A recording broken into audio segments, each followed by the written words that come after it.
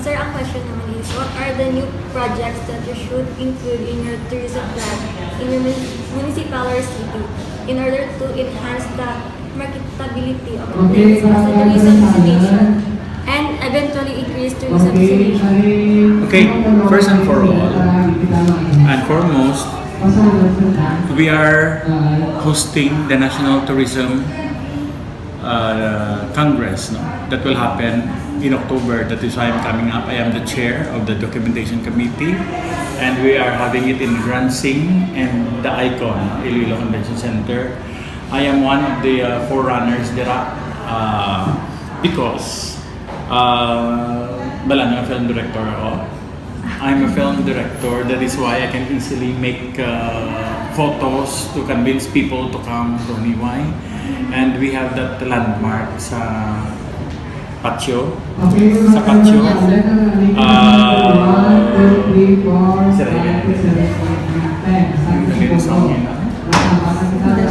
Sa Dalong. Sige.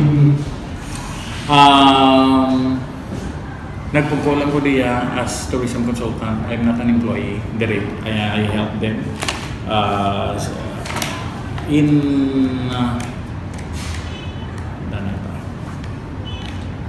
Ang program to. I wrote the pages at Tumsuner program. I am a national champion in photography 3 times. I'm the winner of the biggest photography contest in the Philippines at the Mall of Asia, sponsored by PAL, and I am given a privilege to all PAL destinations to travel for free, including the Disneyland. No? This is in 2018. This is the president of SM Super Malls, tanang mall operation, Mall of Asia, tanan si Ana Garcia, president. No? I was awarded sa Mall of Asia. This is the winning picture. These are the PAL executives, and this is the flight purser during my travel to one of the Disney destinations of PAL. I was featured in the Mabuhay kasi. Then this is the awarding ceremony also with the contest I won in the fourth. And this is Paul Yusuf, the father of my model. If you know him, if you know her, she's Solen, married to Nico Busico, an Argentinian football player. Kotak Iloilo, I am the grand winner also. And this is the father of Solen Yusuf. This is Tessa Valdez, right? Kilala nyo? Yes. Win of Entrances and me. She wrote about me at the Philippine Daily Inquirer. And this is a French ambassador, and I was 20 kilos heavier. This is the former Labacom na Bata. This is former Secretary of Information under Marcos administration, Gregorio Centania. The time I won the first prize, second prize, third prize, fourth prize, fifth prize, consolation prizes of the contest held in Glorieta. In Glorieta. And during this time I won, amo gani kinalita ka mga sa information, the only Gothic architecture cemetery in the whole country, which is the Janiuay Cemetery. No, that was my first winning photograph in 1984. No, kin-calendar na siya, national award. That is why I was awarded the National Library in Manila. No, tapos if you know this guy, this is Francisco Chanel Jose, our national artist for literature. He is the living Jose Rizal. And he was nominated in Nobel Prize twice, but he did not make it. No? Nobel lang. He's still living. He's, I think, 95 years old now. Francisco in one of my photo exhibitions in Pangasinan. No? And then in 2007, in 2012, no, I trained at Tyra Banks in Chicago. I joined a national contest. I was given a grant. My film is Beadworks, kung dala niya, but no, if you have heard of this is in Longo Film, Beadworks, yeah. Ilang taon niyo? Sa din sa West, sa Sinihan? Din ka mo nag-graduate? Wala Sinihan? Sa Beadworks? Yeah, I am the director. Si Chuck Luwat. Kamuning award ko sa Beadworks. Ara sa isang cinema, I think that was 5 years ago, no? Amoni, this is Mario de los Reyes, Brillante Mendoza, ako kay si Chuck Luwat ang akong actor. And then Brillante was doing Daiwong with Noron Lobipo. Ako ya si Chuck Luwat, ako ni kay Longgo ako nga mandate. siya. Then I represented the country at the ASEAN Film Festival in Hong Kong. And then I am the most outstanding alumni of our school, Diri Lagaling. Then I go around campus universities giving lecture to students all over the country. Short bio. So the reason why they got me as consultant of tourism because mechanical engineer ako, but very far from ako net na pusan.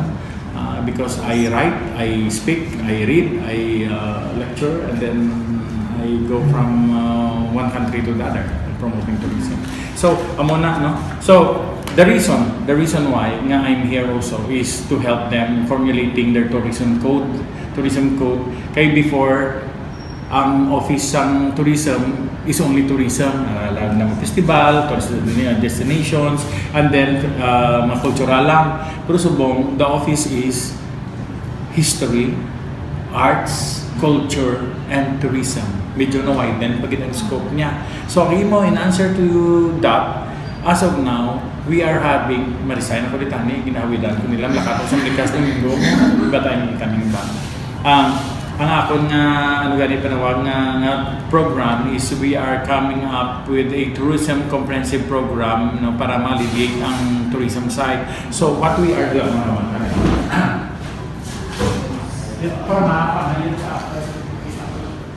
karon ko lang itagtag kay bago nang gawa. This is the mga access ko. I got the Miss Universe, no? Si Miss France. Si Iris Metenea. Isaon mo, Iris Meteneri. I wrote this, everything is in here I wrote. So, there is siya sa Ari. We have what you call the heritage sites that we have to preserve. As I told you, this is my first winning photograph nga ng national champion siya. So still we are preserving this, no? Kay this is a heritage site sa Janiuay, and this is also the Japanese garrison nga nag-dira sa Taytay, and our landmark, and most importantly ang church. Kaya naton amon nga church subong, I think is one of the most beautiful church latawon mo da physically sa Sagwa Laway.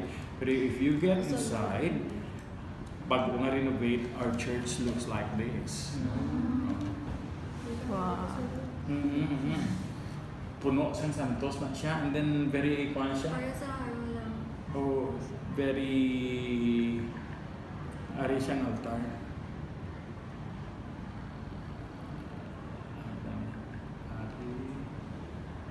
Kita ka mo ning gina-promote naman siya.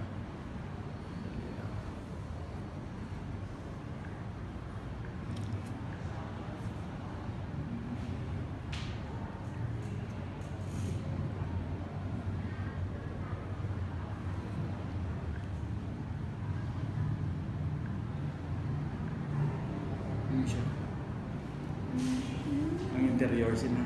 Bag-ugit. Wow. This year lang. So, tapos adorn niya sa mga saints. If you notice the Saint Anne sa Molo and then the Haro Cathedral, no, may mga saints na nagkakaroon amon. Aray puno ang iyang mga kwan sa mga images man. So even though this is religious by nature, it can be a religious tourist destination as well na gina-promote ko. So I am including the church na in addition to these heritage sites na mga landmarks namon in promoting, no. And then ang amon nga ano pag nanimangkot mo sa akon, we are formulating a tourism code because we cannot plan ahead of the province and the national office. Kaya may mga mandate sila sa mga bago under the new administration ni Digong na they have a different program, so that is why gusto nila synchronize kita from halin sa babaw ang plan to the provincial tourism office to the regional tourism office to the provincial tourism office. Karon ang ginahatag sa amin formulation pala sang tourist code. Now, what did we do to submit our plans to them is to cooperate kung ano ang ginadikta nila sa amon day. So recently, we did the geomapping nga ginatawag.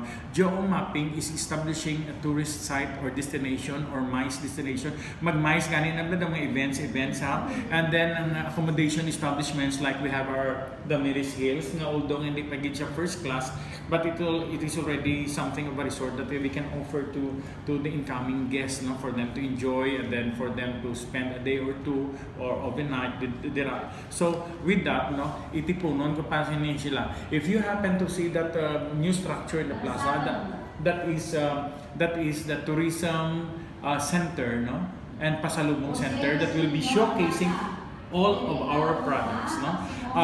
Subong, we have some i-record ang tanan day para na-extract na lang sa akon na ano.